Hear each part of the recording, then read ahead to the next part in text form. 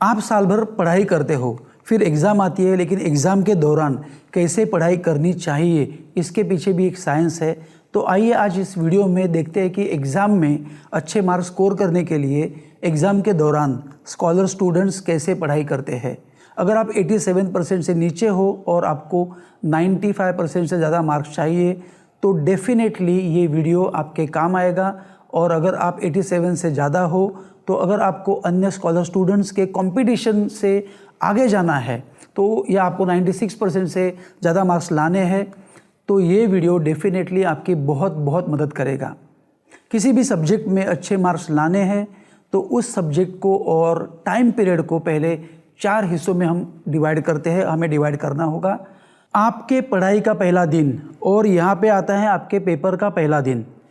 सो आपका question paper जो आपके एग्ज़ाम के लिए जो आपको पहले दिन मिलने वाला है उसके पहले के ये जो 30 दिन है, इन 30 दिनों को 3 हिस्सों में हमें डिवाइड करना है। अब यहाँ पे हम टेबल देखते हैं, उसके जो 3 पार्ट है वहाँ से लेकर ये फर्स्ट पार्ट हो गया, इसे हमने 30% वेटेज दिया है। ये सेकंड पार्ट हो गया, इसे हमने 40% वेटेज दिया है। और ये थर्ड पार्ट हो गया जिसे हमने फिर 30% ही वेटेज दिया है। तो ये फर्स्ट, सेकंड और थर्ड पार्ट हो गए। फिर यहाँ पे लिखा है कि आपके एग्ज़ाम का पहला दिन है और यहाँ से आपकी एग्ज़ाम शुरू होती है और यहाँ पर आपकी एग्ज़ाम ख़त्म होती है। ये जो फर्स्ट पार्ट है उसे हमने बोला है ग्रास्पिंग और सेल्फ स्टडी। सो 30 + 40% इस फर्स्ट एंड सेकंड पार्ट में आपको मिलता है 100% नॉलेज। यहाँ पे आपकी होती है 100% understanding of each and every lesson, each and every question, each and every answer and each and every math sum. तो उससे आपको देना है 30% टाइम।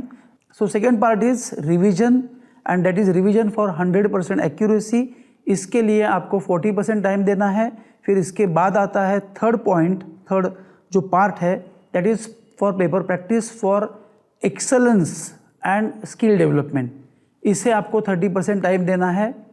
अगर इन दिनों में आपकी पढ़ाई अच्छे से हुई होगी तो आपको मिलेगी सक्सेस, और अगर नहीं तो आपको फेल्योर मिल सकती है। फर्स्ट एग्ज़ाम पेपर के पहले के 30 दिनों से लेकर एग्ज़ाम के लास्ट दिन तक जो पढ़ाई होती है, मतलब एग्ज़ाम के दौरान की पढ़ाई। So study during your examination. यहाँ पर आपको 6 पॉइंट्स याद रखने होंगे। First mental preparation, second time management, third effective study, fourth diet and sleep, fifth ideal study environment at home and sixth parents participation. तो ये 6 पॉइंट्स अब हम देखने वाले हैं। तो आइए देखते हैं फर्स्ट पॉइंट क्या है। फर्स्ट पॉइंट ये है कि मेंटल प्रिपरेशन। एक बुक स्टोर में मैंने एक बुक देखी थी, उसका नाम था Olympic winners are not born but they are made. Olympic winners 15, 20, 21, 22 साल तक मेहनत करते हैं तब जाके उन्हें मेडल मिलती है, लेकिन मेडल मिलने से पहले उनकी मेंटल प्रिपरेशन बहुत अच्छी होती है। वैसे ही ज़्यादा परसेंटेज लाने वाले जो स्कॉलर स्टूडेंट है उनके भी परसेंटेज के बारे में मेंटल प्रिपरेशन बहुत ही अच्छी होती है, और वैसे ही आपके भी परसेंटेज के बारे में मेंटल प्रिपरेशन बहुत ही अच्छी होनी चाहिए।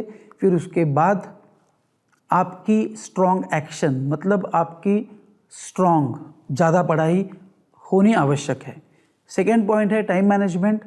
टाइम मैनेजमेंट अगर बराबर नहीं होता है तो आता है स्ट्रेस। एग्ज़ाम के दौरान के टाइम का इफ़ेक्टिव यूटिलाइजेशन अगर आपको करना है तो आप ये चार्ट बनाओ। अब मैं यहाँ पर एग्ज़ाम के दौरान इंग्लिश लैंग्वेज के बारे में आपको एक एग्जाम्पल देता हूँ। इंग्लिश पेपर है तो उसमें क्वेश्चन 1, 2, 3, 4, 5, 6, 7 होते हैं, उसमें 6 सेक्शन होते हैं समझो। तो क्वेश्चन नंबर 1 में क्या हो सकता है, एग्ज़ाम में क्या पूछ सकते हैं, तो उसके लिए हमें कितना टाइम देना होगा। क्वेश्चन नंबर 2 में क्या होता है, क्वेश्चन नंबर 3 में क्या होता है, 4 में क्या होता है, मतलब समझो ग्रामर है या राइटिंग स्किल है या लेटर राइटिंग है। तो लेटर राइटिंग में फॉर्मल है, इनफॉर्मल है। तो अगर मुझे फॉर्मल लिखना है तो मुझे उस दौरान कितने फॉर्मल लेटर्स की प्रैक्टिस करनी होगी, ये आपको पहले से ही सोचना है। अगर 40 फॉर्मल लेटर की प्रैक्टिस करनी है तो आपको उसकी प्रैक्टिस करने के लिए एग्ज़ाम के दौरान आपके पास कितना टाइम है, कितना टाइम आपको देना चाहिए और क्या आप उतना टाइम दे सकते हो, ये आपको सोचना बहुत ज़रूरी है। सो आइए इस चार्ट में देखते हैं कि पहले तो है सब्जेक्ट का नाम फिर उसके बाद उस सब्जेक्ट में जो लेसन्स है उनके नाम है। वहाँ पर आप लिखो कि एग्ज़ाम डेट क्या है, आवर्स रिक्वायर्ड, कितने घंटे लगने वाले हैं उस लेसन को पूरा करने के लिए, आपके पास कितने घंटे हैं और आपको क्या लगता है कि कितने घंटे अवेलेबल है और कितने घंटे आप दे सकते हो, देने चाहिए, इम्पॉर्टेंट है, रिक्वायर्ड है। फिर एग्ज़ाम की डेट क्या है, तो यहाँ पर देखते हैं कि days and hours in hand, अपने हाथ में कितने डेज़ एंड आवर्स है इंक्लूडिंग हॉलीडेज़।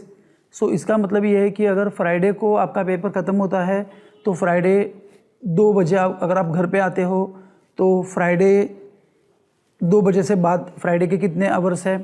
फिर सैटरडे का पूरा दिन आपके पास अगर छुट्टी है तो, फिर संडे का पूरा दिन आपके पास है छुट्टी है तो, मंडे को आपका पेपर है।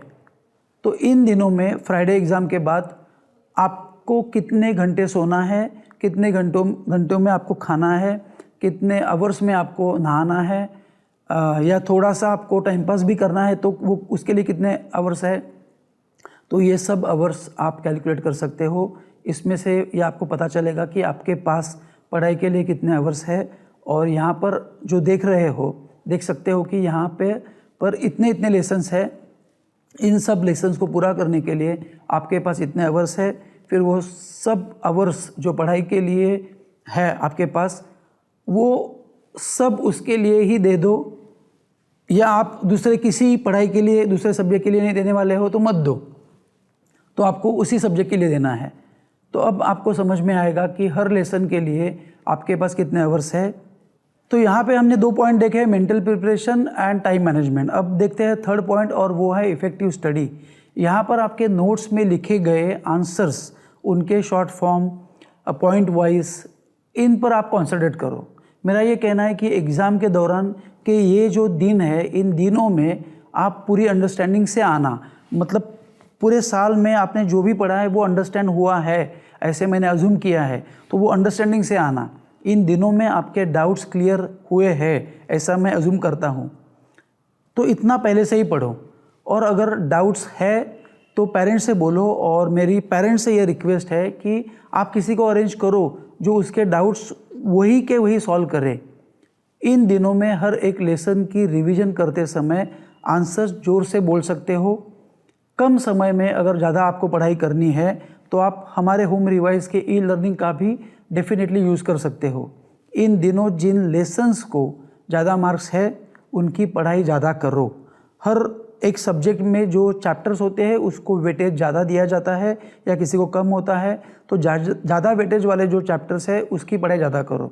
सो no WhatsApp, no Instagram, no Facebook, no mail checking, nothing, कुछ भी मत करो, सिर्फ पढ़ाई करो।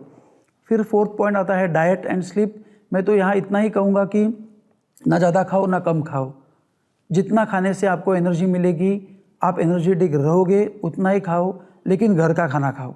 बाहर का खाना प्लीज़ अवॉइड करो।